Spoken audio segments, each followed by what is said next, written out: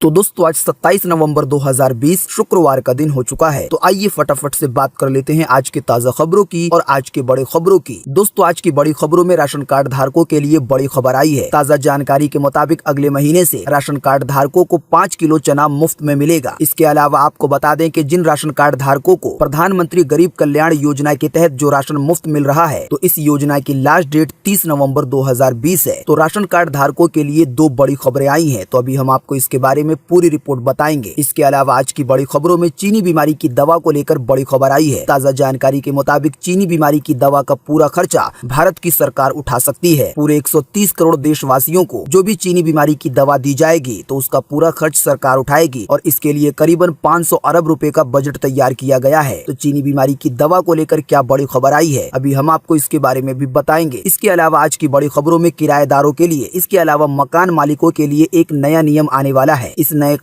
नए नियम का नाम होगा आदर्श किराया कानून। तो इस कानून के तहत किराएदारों के लिए और मकान मालिकों के लिए क्या बदलाव होंगे, अभी हम आपको इसके बारे में भी बताएंगे। इसके अलावा आज की बड़ी खबरों में पीएम मोदी की तरफ से एक बड़ी खबर आई है। पीएम मोदी का कहना है कि हमारे देश में एक ऐसा सिस्टम आना चाहिए कि एक ही बार चुनाव हो, यानी कि एक देश एक चुनाव। बीते रोज संविधान दिवस के मौके पर पीएम मोदी ने देश को संबोधित किया है। तो पीएम मोदी को लेकर भी पूरे देश के लिए बड़ी खबरें आई हैं। तो अभी हम आपको इसके बारे में भी बताएंगे। इसके अलावा आज की बड़ी खबरों में आपको बता दें कि भारत के अंदर एक बहुत बड़ा आंदोलन चल रहा है और ये आंदोलन किसानों की तरफ से चलाया जा रहा है। अभी हाल ही में भारत की सरकार ने कुछ ऐसे कानून पास किए थे किसानों को लेकर, जो कि बहुत सारे किसानों को पसंद नहीं आया और इसी की वजह से पंजाब के अंदर 1 महीने से भी ज्यादा वक्त से आंदोलन चल रहा था। लेकिन अब ये आंदोलन राष्ट्रीय स्तर पर होने वाला है। बहुत सारे किसान दिल्ली की तरफ निकल चुके हैं और किसानों को रोकने के लिए हरियाणा की सरकार, दिल्ली की सरकार पूरे तरीके से अपनी ताकत लगा रही है। किसानों को रोकने के लिए आंसू गैस के गोले छोड़े जा रहे हैं, उन पर पानियों की बरसात की जा रही है। इसके अलावा जो आने जाने की सड़क है उसको खोद दिया गया है, कहीं कहीं पर कांटे बिछा दिए गए हैं, तो कहीं कहीं पर बड़े पत्थर रख दिए गए हैं। तो किसानों के आंदोलन को लेकर क्या ताजा अपडेट है, अभी हम आपको इसके बारे में भी पूरी रिपोर्ट बताएंगे। किसानों के आंदोलन के चलते आने वाले दिनों में आम आदमी को भी बहुत ज्यादा दिक्कत हो सकती है। आपको बता दें कि शहर के बहुत सारे रास्ते जाम हो चुके हैं और आने वाले दिनों में ये जाम और ज्यादा बढ़ सकता है। साथ ही में मेट्रो की सेवाएं भी प्रभावित हो चुकी हैं। तो इसकी भी डिटेल अभी हम आपको थोड़ी देर में बताएंगे। साथ ही में आज की बड़ी खबरों में घरेलू गैस सिलेंडर को लेकर बड़ी खबर आई है। इसके अलावा जो सेक्स वर्कर हैं, जो कि अपना जिस्म बेचती हैं, उनके लिए भी बड़ी खबर आई है। साथ ही में भयंकर चक्रवाती तूफान को लेकर भी एक बड़ी खबर आई है। ताजा जानकारी के मुताबिक चक्रवाती तूफान की वजह से 3 लोगों की जान भी जा चुकी है और 1000 से ज्यादा पेड़ उखड़ चुके हैं। तो दोस्तों आज की इस वीडियो में हम आपको इन्हीं सब महत्वपूर्ण खबरों के बारे में बताने वाले हैं। तो इसीलिए वीडियो को थोड़ा सा भी भगाए बिना ध्यान से आखिर तक देखें, ताकि कोई भी जानकारी मिस ना हो। वीडियो में आगे जाने से पहले बस आपसे छोटी सी रिक्वेस्ट है कि आप इस वीडियो को लाइक कर दें और शेयर कर दें, क्योंकि आपका लाइक और शेयर करना ही हमारी मेहनत का फल होता है। तो आइए बिना देर किए चलते हैं सीधे आज की पहली बड़ी खबर की तरफ। और आज की पहली बड़ी खबर में सबसे पहले आपके लिए पेश है चीनी बीमारी का बिल्कुल ताजा अपडेट अपने भारत की तरफ से। जैसा कि आप देख सकते हैं अपनी स्क्रीन पर, चीनी बीमारी का बिल्कुल ताजा अपडेट आपके सामने है। ताजा मिली जानकारी के मुताबिक एक बार फिर से 42,000 से ज्यादा नए मामले सामने आए हैं चीनी बीमारी के। और इन नए मामलों के आने के बाद अब हमारे भारत में चीनी बीमारी के टोटल मरीजों की संख्या 93,08,751 हो गई है। आपको बता दें कि इन टोटल मरीजों में से अभी तक 1,35,734 लोगों की जान जा चुकी है। बीते रोज भी लगभग 24 घंटे में 400 से ज्यादा लोगों की जान गई है चीनी बीमारी की वजह से। लेकिन अच्छी बात ये रही कि बीते रोज लगभग 24 घंटे में 38,000 से ज्यादा लोग ठीक भी हुए हैं। ठीक होने वाले टोटल लोगों की संख्या 87,16,566 हो गई है। यानी इतने सारे लोग टोटल मरीजों में से ठीक हो चुके हैं। इसके अलावा अब जो लोग बचे हैं, जिन लोगों का अभी भी इलाज चल रहा है, तो उनकी संख्या अब हमारे भारत में 4,54,323 हो गई है। बात करेंगे आज के अगले बड़े खबर की, तो अगले महीने से राशन कार्ड की दुकानों में राशन कार्ड धारकों को मिलेगा 5 किलो चना बिल्कुल मुफ्त। जी हाँ, राशन कार्ड धारकों को 1 दिसंबर से राशन की दुकानों के माध्यम से 5 किलो चना बिल्कुल मुफ्त में दिया जाएगा। ताजा जानकारी के मुताबिक आपको बता दें कि केंद्र सरकार ने कुछ महीने पहले प्रधानमंत्री गरीब कल्याण योजना के दूसरे चरण के तहत जुलाई से नवंबर तक अन्य योजना में राशन कार्ड धारकों को 1 किलो चना देने की घोषणा की थी। तो जुलाई से नवंबर तक पूरे 5 महीने होते हैं, तो पूरे 5 महीने का चना एक साथ दिया जाएगा। यानी कि राशन कार्ड धारकों को 5 किलो चना दिसंबर के महीने में बिल्कुल मुफ्त मिलेगा। साथ ही में आपको बता दें कि चीनी बीमारी की वजह से, लॉकडाउन की वजह से जब लोगों की नौकरी चली गई, बहुत सारे लोगों का काम ठप हो गया, कितने सारे लोगों के पास खाने के लिए राशन भी नहीं था। तो ऐसे वक्त में सरकार एक योजना लाई जिसका नाम था प्रधानमंत्री गरीब कल्याण योजना। इस योजना के तहत सरकार हर महीने कुछ राशन बिल्कुल फ्री में दे रही थी। आपको बता दें इस योजना की लास्ट डेट 30 नवंबर 2020 है। यानी कि 30 नवंबर 2020 के बाद बिल्कुल फ्री में राशन नहीं मिलेगा। पहले जिस तरीके से सस्ते में राशन मिलता था, तो उस तरीके से अब राशन मिलेगा। हालांकि ये बात अलग है कि सरकार अगर इस योजना के डेट को बढ़ा देगी तो फिर फ्री में राशन मिलता रहेगा राशन कार्ड धारकों को। तो राशन कार्ड धारकों के लिए ये दो बड़ी खबर थी। बात करेंगे आज के अगले बड़ी खबर की, तो सरकार उठा सकती है चीनी बीमारी के वैक्सीन यानी कि दवा के टीकाकरण का पूरा खर्च। बजट में इसका ऐलान भी हो सकता है। जी हाँ, देश में चीनी बीमारी के रोजाना के मामले तेजी से बढ़ रहे हैं। अभी हमने आपको चीनी बीमारी का ताजा अपडेट बताया, आप खुद समझ गए होंगे। ऐसे में इस चीनी बीमारी के खात्मे की सबसे बड़ी उम्मीद चीनी बीमारी की वैक्सीन यानी कि दवा को लेकर है। अगर आपको पता नहीं है तो हम आपको बता दें कि दुनिया के कई देशों में चीनी बीमारी की दवा बनाने पर काम चल रहा है और इसके ट्रायल चल रहे हैं। हमारे भारत में भी जल्दी चीनी बीमारी की दवा आने वाली है। जानकारी के मुताबिक केंद्र सरकार ने भी चीनी बीमारी से बचाने के लिए वैक्सीन के टीकाकरण को लेकर रोड मैप बना लिया है। न्यूज एजेंसी राइटर के अनुसार सरकार चीनी बीमारी की दवा का पूरा खर्चा उठाएगी। आने वाले बजट 2021 में इसके रोड मैप का ऐलान भी हो सकता है। ताजा जानकारी में एक अनुमान लगाया गया है कि भारत के प्रत्येक नागरिक को चीनी बीमारी वैक्सीन के डोज देने पर $6 से $7 का खर्च आ सकता है, यानी कि एक व्यक्ति पर 500 से ज्यादा का खर्च आएगा। ऐसे में अगर पूरे 130 करोड़ लोगों को चीनी बीमारी की दवा दी जाएगी तो इसके लिए 500 अरब रुपए तक खर्च हो सकते हैं। बात करेंगे आज के अगले बड़े खबर की, तो सरकार जल्द लाने वाली है किराए पर रहने वालों के लिए नया कानून। मकान मालिकों पर भी पड़ेगा इसका सीधा असर। जी हाँ, अगर आप भी किराए के मकान में रहते हैं या अपने मकान को किराए पे चढ़ाते हैं तो ये खबर आपके लिए बेहद ही महत्वपूर्ण है। दरअसल जानकारी के मुताबिक जल्द ही सरकार किराए पे रहने वालों के लिए और मकान मालिकों के लिए आदर्श किराया कानून नाम से एक नया कानून लाने की तैयारी में है। जानकारी के मुताबिक केंद्र सरकार ने मकान मालिकों और किराएदारों के बीच होने वाले विवादों को समाप्त करने के मकसद से एक ड्राफ्ट तैयार किया है। ताजा जानकारी के मुताबिक ये ड्राफ्ट जल्दी पास हो सकता है और जैसे ही ये ड्राफ्ट पास हो जाएगा तो एक नया कानून आएगा किराएदारों के लिए और मकान मालिकों के लिए, जिसका नाम है आदर्श किराया कानून। इसके बाद मकान मालिक और किराएदार के विवादों को आसानी से सुलझाया जाएगा, यानी कि इस नए कानून के तहत किराएदारों और मकान मालिक के बीच जो भी विवाद होता है, जो भी झगड़ा होता है, तो उसको सुलझाया जाएगा। इस नए कानून के तहत किराएदारों को भी पूरा हक दिया जाएगा और मकान मालिकों को भी पूरा हक दिया जाएगा। तो इस कानून के आने के बाद कोई भी मकान मालिक किराएदारों को परेशान नहीं कर सकेगा और साथ ही में कोई किराएदार मकान मालिक को भी परेशान नहीं कर सकेगा। रिपोर्ट में यही बताया गया है कि इससे दोनों पक्षों का फायदा होगा। ताजा जानकारी के मुताबिक आपको बता दें कि इस कानून का प्रस्ताव काफी पहले आ चुका है और इस पर सुझाव भी मांगे गए थे और सुझाव देने की अंतिम तिथि 31 अक्टूबर थी, जो कि अब निकल चुकी है। अब इस कानून पर राज्य की सरकारों से सुझाव मांगे गए हैं। जैसे ही राज्य की सरकारों की तरफ से सुझाव आएंगे वैसे ही ये एक नया कानून बन जाएगा, यानी कि जल्द ही ये कानून आने वाला है। बात करेंगे आज के अगले बड़े खबर की, तो एक देश एक चुनाव पर बोले पीएम मोदी कि ये विचार विमर्श का मुद्दा नहीं बल्कि जरूरत है। जी हाँ, बीते रोज संविधान दिवस के मौके पर पीएम मोदी ने देश को संबोधित किया। प्रधानमंत्री नरेंद्र मोदी ने बीते गुरुवार को एक राष्ट्र और एक चुनाव को केवल विचार विमर्श का मुद्दा नहीं बल्कि देश की जरूरत बताया है और कहा है कि इस बारे में गंभीरता से सोचा जाना चाहिए। पीएम मोदी ने वीडियो कॉन्फ्रेंसिंग के जरिए बीते रोज देश को संबोधित किया। दोस्तों, आपको बिल्कुल आसान सी भाषा में बताएं तो पीएम मोदी का कहना है कि एक राष्ट्र में एक चुनाव होना चाहिए, यानी कि जिस तरीके से अभी हाल ही में पीएम मोदी ने कुछ नई योजनाओं की शुरुआत की है, कुछ नए कानून लाए हैं, जैसे कि one nation one ration card, और ऐसे ही है वन नेशन यानी कि एक देश एक टैक्स, जो कि जीएसटी के रूप में जाना जाता है। तो इसी तरीके से पीएम मोदी का कहना है कि एक राष्ट्र एक चुनाव आना चाहिए, यानी कि देश में एक ही चुनाव होना चाहिए। पीएम मोदी ने अपने संबोधन के दौरान कहा कि वन नेशन वन इलेक्शन सिर्फ चर्चा का विषय नहीं है बल्कि ये भारत की जरूरत है। हर कुछ महीने में भारत में कहीं न कहीं चुनाव होते रहते हैं और इसकी वजह से जो काम वगैरह है वो भी प्रभावित होता है। तो इसी की वजह से पीएम मोदी का कहना है कि चुनाव केवल एक होना चाहिए। अब शायद इसमें ये बात भी इंक्लूड हो सकती है कि चुनाव केवल एक बार भी होना चाहिए। खैर, आने वाले दिनों में अगर ये नियम आएगा एक राष्ट्र एक चुनाव का तो और ज्यादा बातें सामने आएंगी। तो आने वाले दिनों में एक ऐसा नियम, एक ऐसा कानून आ सकता है कि पूरे भारत देश में केवल एक ही चुनाव हो। पीएम मोदी का कहना है कि ऐसा चुनाव होने के बाद बार बार जो हर जगह पर अलग अलग चुनाव होते रहते हैं और उसकी वजह से बहुत सारे काम प्रभावित होते हैं, तो वो नहीं होगा। पीएम मोदी ने जो बीते रोज भाषण दिया है इसमें पूरे देश के लिए और भी बहुत सारी बातें बताई हैं। तो पीएम मोदी के संबोधन का वीडियो आप कहां पर देख सकते हैं, अभी हम आपको इसके बारे में अधिक जानकारी बताएंगे, तो बने रहिए हमारे साथ। इसके बारे में बताने से पहले आइए जाने आज की और भी महत्वपूर्ण और सरकारी खबरें। बात करेंगे आज के अगले बड़े खबर की, तो किसानों का आंदोलन, दिल्ली करनाल हाईवे पर संघर्ष जारी, सिंघू बॉर्डर पर भी भारी पुलिस बल तैनात। जी हाँ, केंद्र सरकार द्वारा बनाए गए 3 नए किसान कानूनों के खिलाफ पंजाब, हरियाणा, राजस्थान के किसान 26 से 28 नवंबर तक के लिए दिल्ली कूच पर निकले हैं। गुरुवार को इनके दिल्ली प्रवेश को रोकने के लिए दिल्ली हरियाणा सीमा पर पुलिस और सुरक्षा बलों की तैनाती और बैरिकेड लगाए गए और बहुत कड़े इंतजाम किए गए। बीते रोज सुबह पंजाब के किसान पटियाला अंबाला हाईवे पर किए गए बैरिकेड को तोड़ते हुए और वाटर कैनन और आंसू गैस के गोले झेलते हुए आगे बढ़ गए। जब ये किसान हरियाणा के सादोपुर पर पहुंचे तो इन्हें एक बार फिर से वाटर कैनन की बौछारें झेलनी पड़ी। इस वक्त दिल्ली की सभी सीमाओं पर लंबे जाम लगे हुए हैं और दिल्ली में प्रवेश के लिए आम आदमी को भी बहुत ज्यादा जिद्दोजहद करनी पड़ रही है। दूसरी तरफ गुरुग्राम में योगेंद्र यादव ने किसान मोर्चा को दिल्ली कूच के लिए बुलाया था, लेकिन वहां पहुंचे सभी लोगों को हिरासत में ले लिया गया है। हरियाणा में धारा